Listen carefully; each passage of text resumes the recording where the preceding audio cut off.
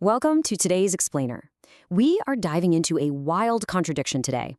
On one hand, we have the breathtaking, rapid technological evolution of the aircraft cockpit. But on the other hand, we have the surprisingly sluggish social evolution of the actual human beings operating them. Think about this for a second. If modern aviation relies entirely on brains over brawn, why is the cockpit still so incredibly unequal? It's a total paradox, and it touches on everything from engineering and psychology to the hidden structures of our society. Part 1. The evolution of the cockpit, from brawn to brains. To get why this is so weird, we have to look at how flying has actually changed. The shift is honestly staggering. We went from the heavy, physical labor of vintage planes like the Boeing 707, which needed these massive crews wrestling with the controls, to today's ultra-sleek, two-person glass cockpits. Back in the day, it was all stick and rudder flying, literally heavy lifting. Now, the modern aviator is managing complex systems and customizing digital multifunction displays second by second. It's night and day. A huge catalyst for this was fly-by-wire technology. Basically, instead of pilots physically pulling heavy mechanical cables, their movements are converted into digital signals that computers process. This was a total game changer. It literally leveled the physical playing field, transforming the pilot from a manual laborer into a high-level systems manager. Physical strength? Completely out of the equation.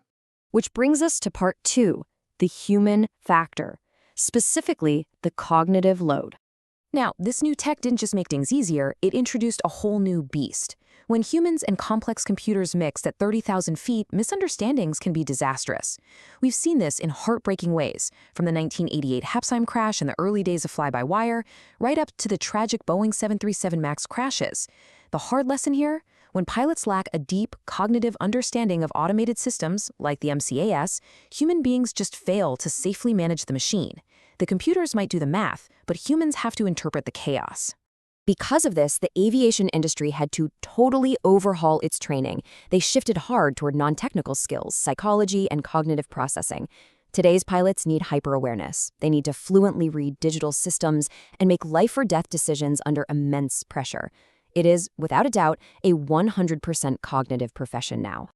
And that leads us to part 3, the gender gap, the stark reality. So, keeping all that in mind, if physical strength doesn't matter and it's all about memory, perception, and brain power, where are the women? Well, looking at data from Brazil, we see a pretty revealing story. A massive 66% of flight attendants are women. That lines up perfectly with those traditional, care-oriented roles society historically expects women to fill in the cabin.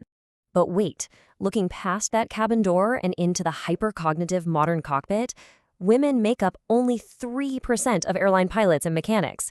Just 3%. Let that sink in. In an era where the machine does all the heavy lifting, the humans sitting at the controls are almost exclusively men. To be fair, the industry knows this is a problem. You have government initiatives like the Asas para Todos or Wings for All program in Brazil stepping up. They're offering targeted scholarships to women to help cover the insanely high costs of flight hours and certifications. But, while throwing money at the training pipeline definitely helps, we really need to step back and ask, why is this massive gap there in the very first place? What's actually keeping women grounded? Let's explore that in part 4, the military pioneers, entering the boys' club.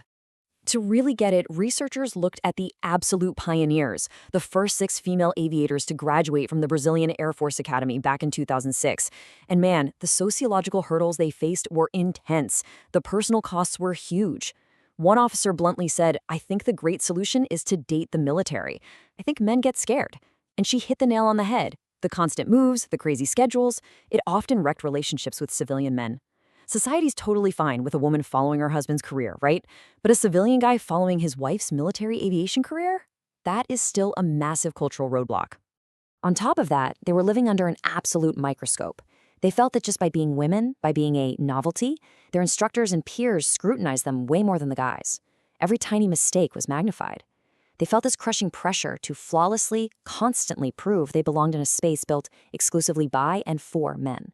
They weren't just fighting gravity, they were fighting decades of institutional inertia.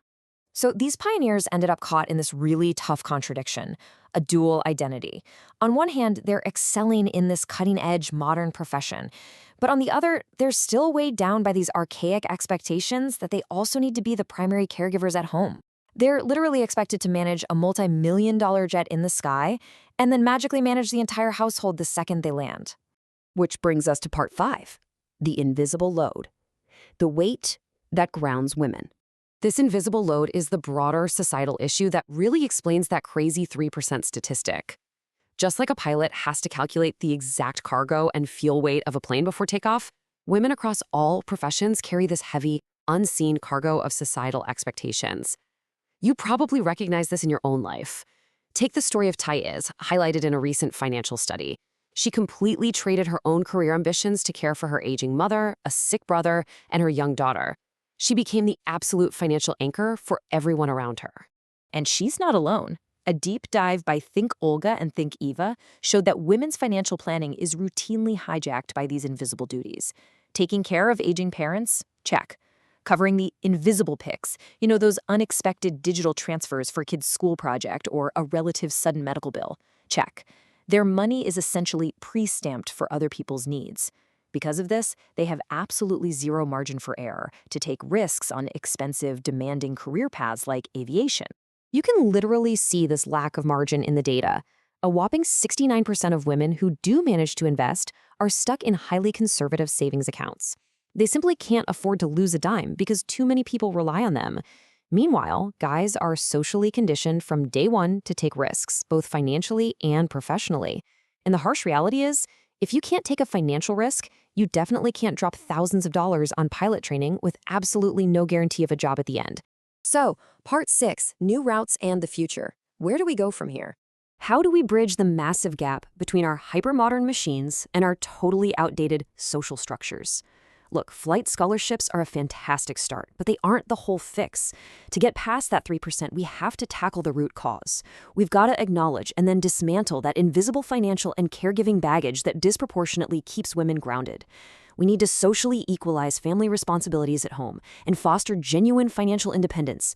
Women need the actual financial and mental bandwidth to go after these highly cognitive, super demanding careers. I want to leave you with this one final crucial thought. Thanks to some absolutely brilliant engineering, we have successfully re-engineered the airplane. It's safer, it's smarter, and it completely doesn't care about your physical strength. The cockpit is ready and waiting for anyone with the cognitive skill to command it. So, the real question is, when will our society do the same and finally re-engineer itself to let women fly?